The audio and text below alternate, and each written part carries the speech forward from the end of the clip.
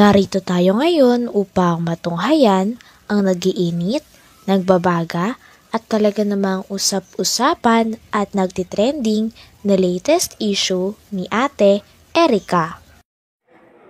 Sa pagpapatuloy ay narito muli si Kalingap Val Santos Matubang upang pag-usapan ang issue sa pagitan ni Ate Erica at ng kanyang pamilya, lalong-lalo na sa kanyang lolo na si Lolo Miguel.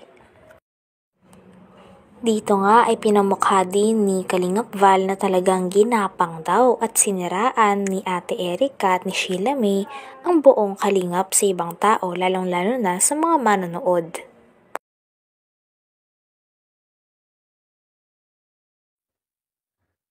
Gumawa ka na nga ng mabuti, ikaw pa ang naging masama.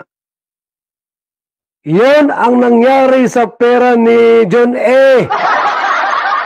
Ha? Ginapang ninyo at siniraan ninyo ang Team Kalingap. Yung matanda po ay natangay na dala. Yun pala, yung bahay ninyong pinagawa, wala pang kalahating milyon. Wala pang 400,000 yung bahay na pinagawa ninyo. Kapangit-pangit. Yung bahay ni Lolo Miguel po, kaganda-gandang pinagawa ko. Ha? Mayroong swimming pool po yan sa likod.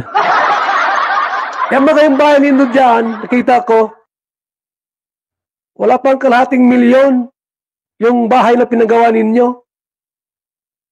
Ano lang, kulang-kulang 400,000.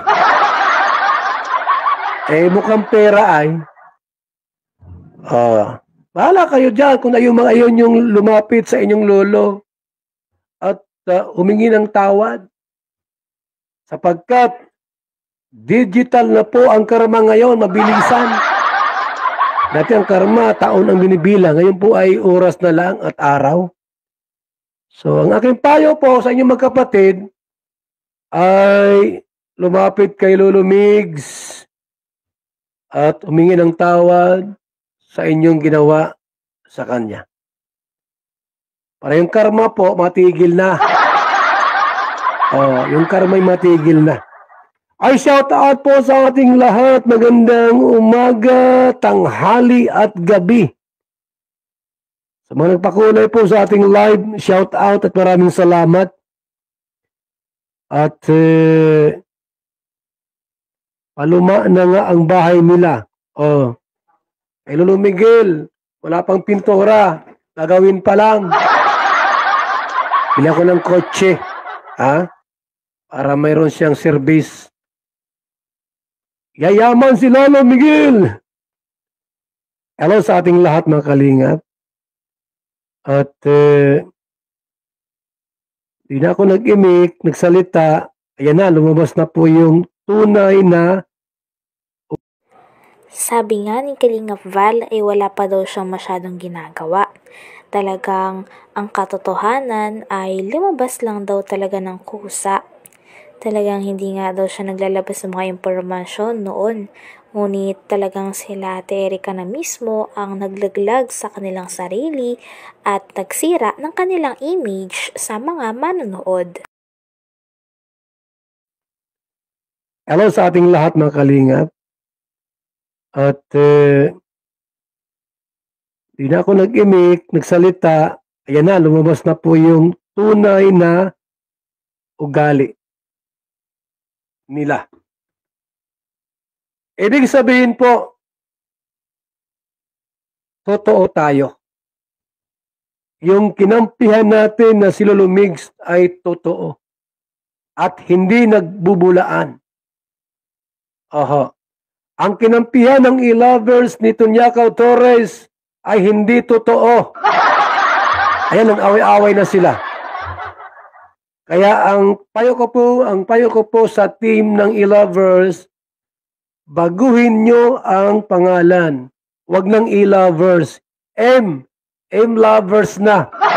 Miguel Lovers. Yan ha. At para po magkasama-sama tayo. Magkakampi na tayo. Sige na, magtanong kayo, Kuya Bal. Gusto kong tumulong kay lulumig sa kanyang bahay. O sige, magkano? 50,000, 100,000? Sige. Welcome mga lovers to support na mag-sponsor po sa bahay ni Lolo Miguel para kayo po ay mapatawad ng matanda. Ang naman yung sinabi sa matanda noon kayo po ay magkasama-sama pa kayo? Ha? Ang dami yung sinabi na hindi maganda kay Lolo Miguel. Siniraan nyo si Lolo Miguel. Ngayon, yung matanda po ay nagparadasalik para panalangin. Yung manggagamot ba kayo ni? O, di ba? Manggagamot po ang asawa ni Lolo Miguel. Na-orasyonan kayo, nadasalan kayo. Ang the best yung gawin po, iiwan nyo na yung magkapatid ng lubusan at puntahan nyo po si Lolo Miguel. Lolo Migs, pasensya na po sa mga sinasabi ko dati. Napatunayan ko na ikaw pala ang totoo, hindi yung magkapatid. Ganon. At magsimulang tumulong kay Lolo Miguel at sa kanya. Nabanggit pa nga dito ni Kalingap Val ang history ng pagkupkop ni Lolo Miguel sa kanyang mga apo na si Ate Sheila May at si Ate Erica. Talagang binibigyan niya pa nga daw ito ng mga kwarto at kahit kapos na rin sila sa buhay ay hindi niya pinabayaan ang kanyang mga apo. Talagang hatid sundo at pinag-aral, binihisan at inalagaan daw ito ng todo ni Lolo Miguel at ng asawa ni Lolo Miguel. Puntahan niyo po si Lolo Miguel. Lolo Migs, pasensya na po sa mga sinasabi ko dati. Napatunayan ko na ikaw pala ang totoo, hindi yung magkapatid. Ganon.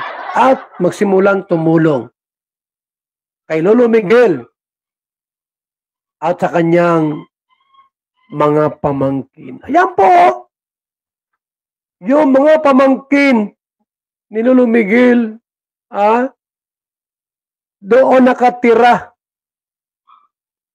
Yung mga ano yan, mga pinsan ni Erica at Mia. Dahil kinupkup nila.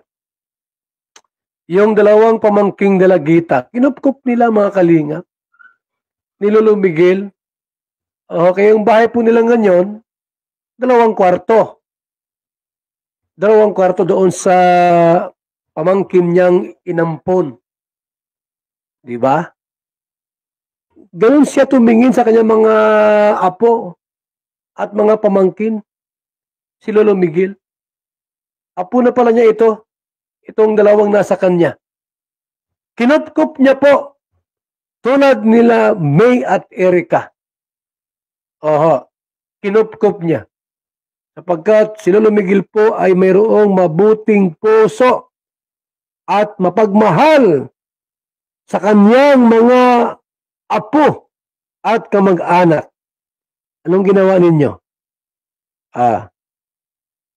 Wala kayong ginawang mabuting bagay sa kanya. Ituloy, kinarma kayo. Ang payo ko sa inyo ay lumapit kay Lolo Miguel at humingi ng sorry. Yun lang. Humingi ng tawad.